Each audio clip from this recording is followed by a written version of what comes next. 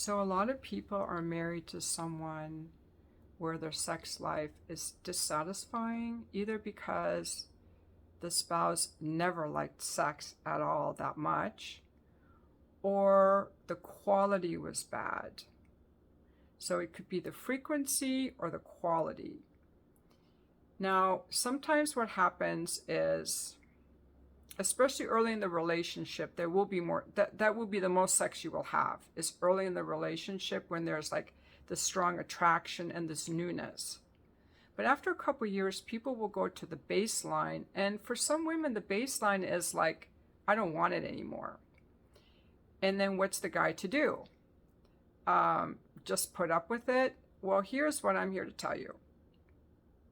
You don't have to tolerate a lack of sexual connection, but you will if you're afraid to do anything about it. Sometimes people are afraid to bring up these topics, whether it's sex, money, parenting, finances, and a relationship is really hard when you don't have the sexual glue that holds it together. I'm sorry, I just think that a satisfying sex life is really important in a relationship. Feeling attracted to the partner. Feeling attracted to our partner is what makes relationships fun and yummy. If that's gone, or the partner is avoidant or abusive or neglectful or doesn't care that we're upset about the relationship, why are we with them? You know, I think sometimes people are afraid to bring something up. Bringing something up could mean the end of the relationship as you know it, and the opportunity for it to reinvent itself and have a better relationship with your partner. Or it could mean the end of the relationship. The problem is a lot of people don't want to get divorced because, have you seen the cost of housing in Southern California? You have a house that maybe you pay $300,000 for. It's just a little 2 or 3 bedroom, 1 bathroom house. Maybe you paid $300,000. Now it's worth $800,000. You can't get a house for under $700,000-800,000 in San Diego unless you're in a bad neighborhood, and then maybe it's $700,000. You might have to have a guard dog at night. Like, it's crazy. Even a 1-bedroom apartment, I think, starts at like $1,800 or $2,000. It's crazy. So if you sell your house, where are each of you going to live? One of you can stay in the house, but where's the other person going to go? Or if you sell the house, you got to buy something else. Pretty much you'd have to sell the house and move someplace cheap. And so a lot of people are staying married, but I think divorce is a really good option because I don't think there's any sainthood in being a martyr or putting up with a bad relationship. I think before people get divorced, though, they have to be willing to tackle their own shadow, the things in themselves that they don't want to face. I think they should try some therapy. And ultimately, though, what usually happens is one person's really unhappy and they are saying something, and this person doesn't care because they're like, I'm fine with the way things are. And this person might say, well, I'm not fine with the way things are, or I was fine, but I'm no longer fine because I'm growing and I'm changing, and I want something more out of this relationship. And this person is saying, that's not fair. This is how it's always been. I want to keep it this way. So people's needs can change, and sometimes people grow up and mature and they grow apart, and then one or both people are really unhappy, and that's why divorce is a good thing, because there's nothing worse than being trapped in a house with people that don't care how we feel, frankly, or being in a relationship with someone where the sex is unfulfilling.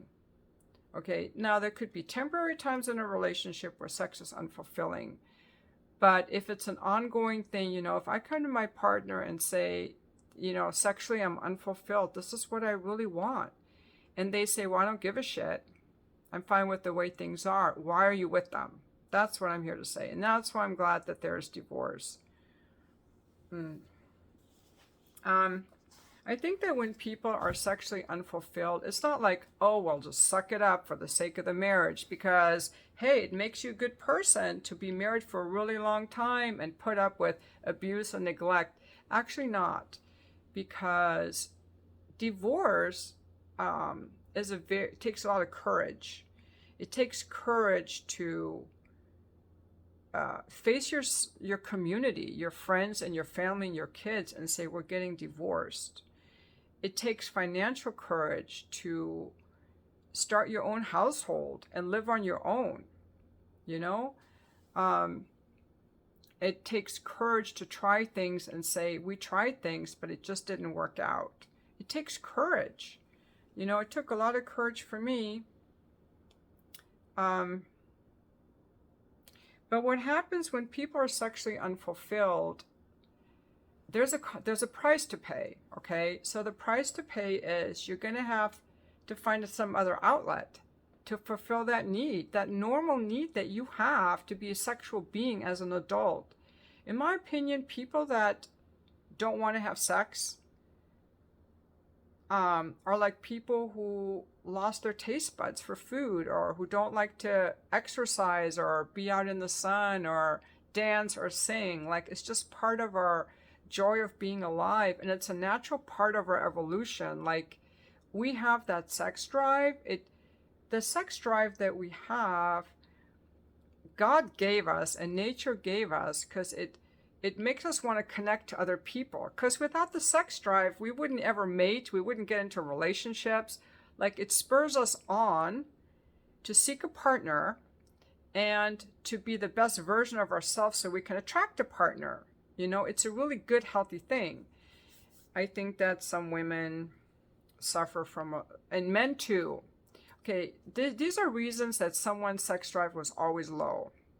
For sure, if they were sexually abused as a child. And some people have blocked it out. They don't even know that they were sexually abused as a child.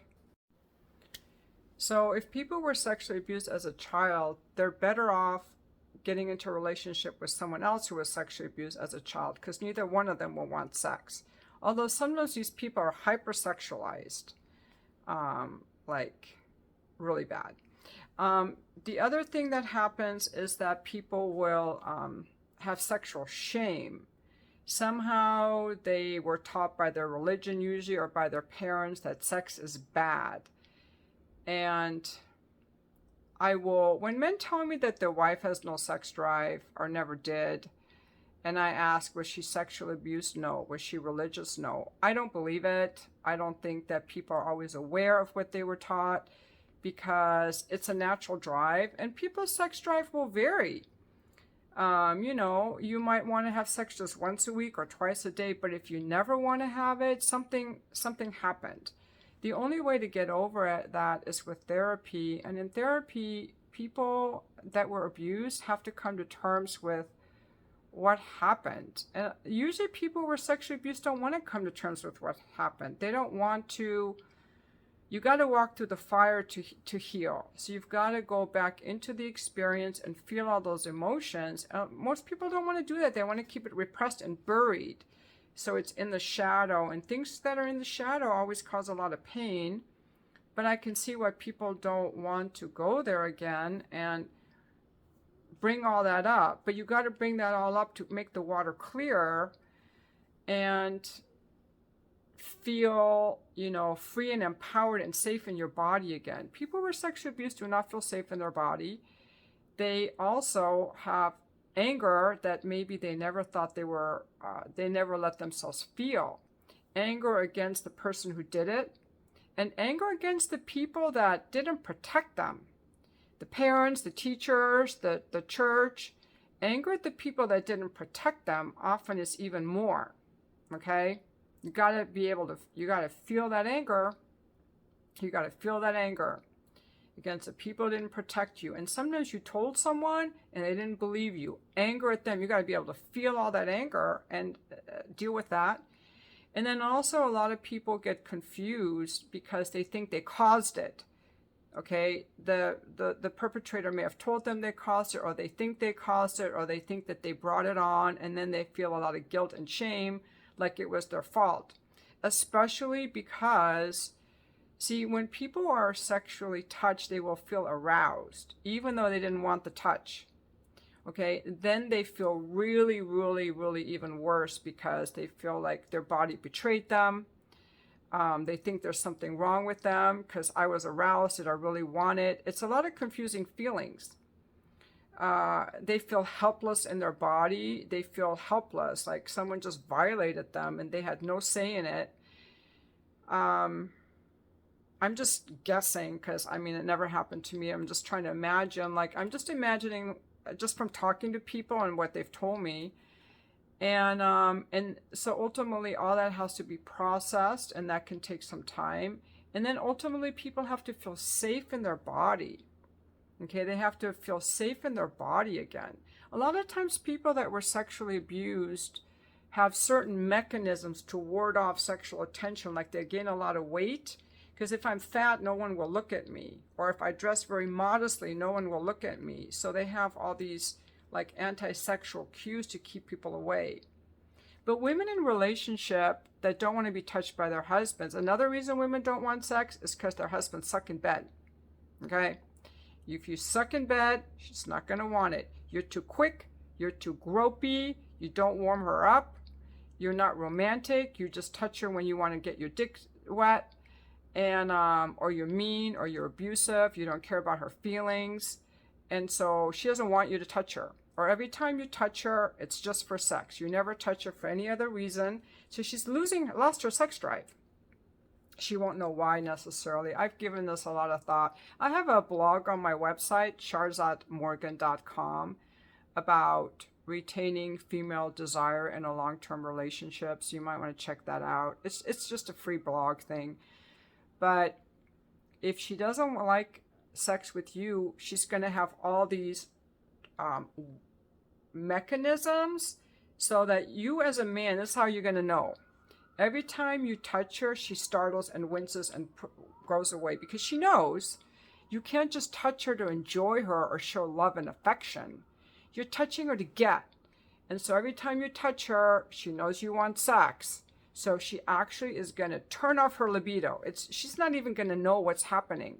She's just going to turn off her libido because she doesn't want to turn you on, so she's turned it off to herself. I want you to really get this. If every time you see your wife, you come up behind her and grab her breast, that's just gross. Don't do that, okay?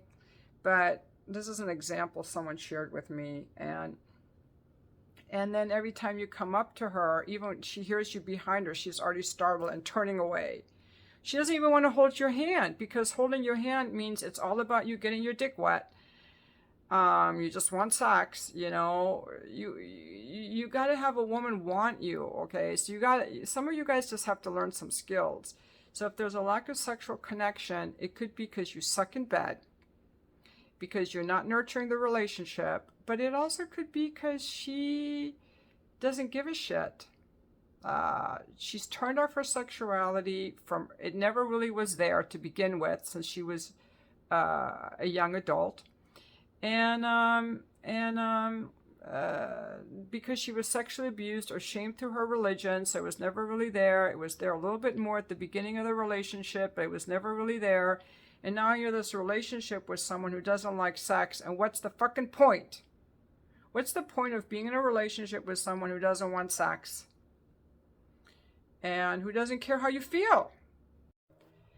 So, as a sexual being who isn't able to express their sexual desires, there are many strategies people have. You know, as a single person, I mean, that's the only reason I would want to be in a relationship, is to be with someone whose company I desire and to have really passionate, sensual, playful, fun, fulfilling sex.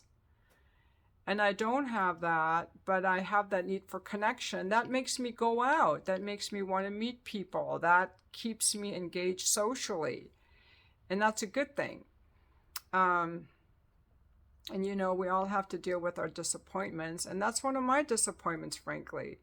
But to be in a relationship with someone who is sexually closed off, is worse because you can't go elsewhere. You can't go out and look for that elsewhere. You don't have hope that someone else will come along. You're stuck with this person and they're walled off and avoidant. And I think that there's a price to pay, and people come up with coping mechanisms. See, a healthy coping mechanism, like in my case, because I'm single, I can go out, I can talk to people, I can try to meet men, I can do different things because I'm single.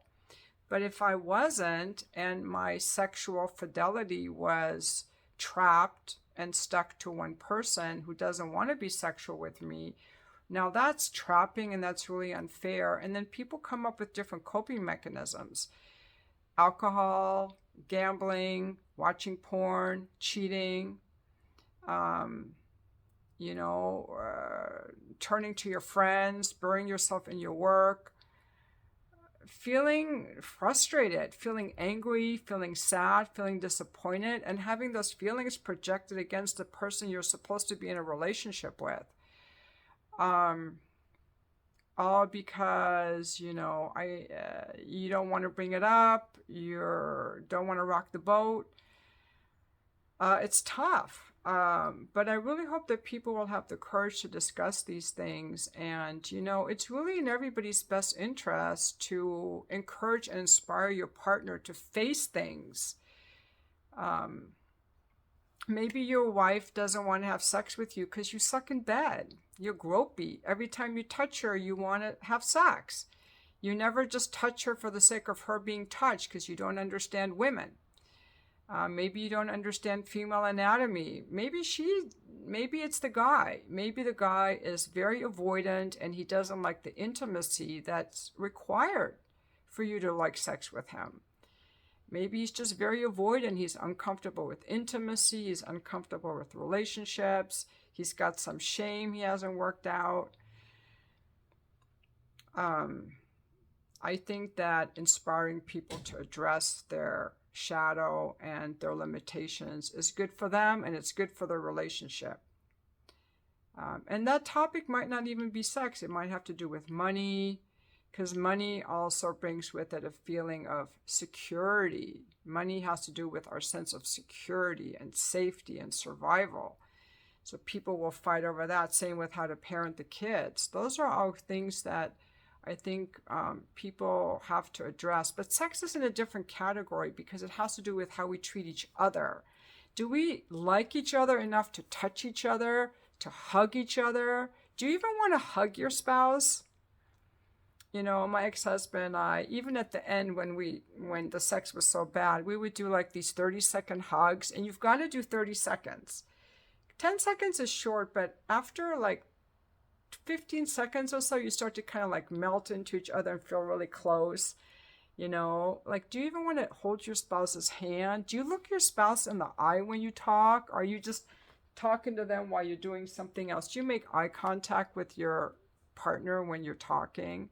Do you like looking at them? Do you like touching them? Do you care how your partner feels? If your partner's sad, does that bother you? Do you care? Because, sometimes they don't. They don't. So I don't think that we are good people for being with people who hate us, frankly, who are repulsed. I think a lot of women are repulsed by their husbands. Don't touch me, or I'll just lay there while you do it. No man wants a woman just lay there while he does it. Okay, men want you to enjoy yourself. They want you to have fun. If you're not having fun, why not? Tell them what you need. Now for the ladies, you got to tell them what you need. And guys, you too, we got to speak up. I want to see that you like it. I want to see that you enjoy it. I want to see that you want me. What's going to do that? You got to be honest. Well, you gained a lot of weight and I don't find you as attractive anymore. You got to be able to tell people that. You got to be able to tell a woman you've gained a lot of weight and I'm just not as attracted to you as I was. You got to be able to tell people that. The truth hurts, but the truth can be like, shit. They're not going to like it, but they'll be like, I better do something about it. Because, see, the things that keep us sexually attracted to each other are the things that make us better people. Better health, a better attitude, being more in touch with our bodies, being more self-expressed. You know, just try to say things in a way that's like not too hurtful. But you know, I don't like you're sitting around the house all the time. I'm kind of turned off by the way you're running around in that old shirt all the time. I'd like you to dress a little better. I'd like you to lose some weight. That would make me feel more attracted. I'm just not attracted to you anymore. Or I'm just bored with our sex life because it's always the same. Or, you know, I've got some desires I haven't told you about, and that's subdued my interest in sex. I just feel trapped. Sometimes people feel trapped because they're trapped themselves, because they're boring to themselves. They're afraid to bring any novelty into it. So I think if we want to improve our relationships, we have to be willing to shake things up. And I'm glad that we have divorce now, because none of us have to stay with people who neglect us, ignore us, or don't care how we feel, who won't tell us if they're unhappy. You know, we don't have to. There's no virtue in that. None. But anyway, just to consider that if your sex life isn't satisfying, you have a right to be angry, sad, and disappointed. And I also encourage you to do something about it. Not cheating or going to more porn, but to deal with your partner or to meet people in real life. So, or to get some therapy. But what do you think? I want to know what you think. Let me know in the comments. And if you're interested in the membership, check out the membership area. I have a link in the description, and that's where I talk some more of the stories about what it was like being an escort. And I may, for the level 3 members, start reading some of the chapters of my new book, which is going to be about the life of a hooker. I don't know exactly what I'm going to call the book, but I may start sharing some of my thoughts as I'm writing my new book for that level 3 members. Thank you for watching my video.